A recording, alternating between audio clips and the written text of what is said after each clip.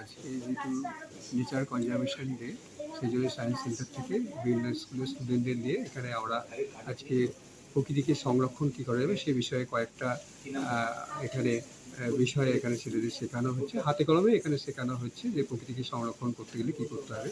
যেমন এখানে সিড বল মেকিং, অর্থাৎ কী করে সিড বল তৈরি করতে হয় এবং সিড বলের উপকারিতাটা কীভাবে করবে সেগুলো আমাদের এখানে বিভিন্ন স্কুলের ছাত্রছাত্রীদের শেখানো হচ্ছে।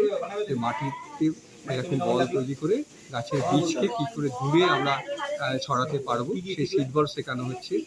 তারপরে এখানে শেখানো হচ্ছে যে পাখিদের জন্য যে খাবারের যে খাবার কীভাবে দিতে হয় সেই সিড টেবিলও এখানে করতে শেখানো হবে।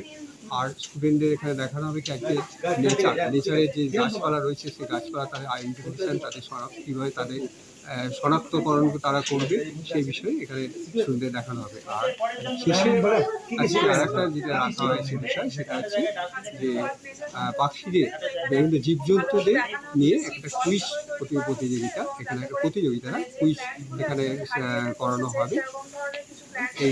এই চারটি বিষয় আজকে। আপনার নাম পরিচয়? আমার নাম বিশ্বনাথ দাস, আমি প্রাক্তন শিক্ষক, বর্ধমান সিভিল হাই স্কুল।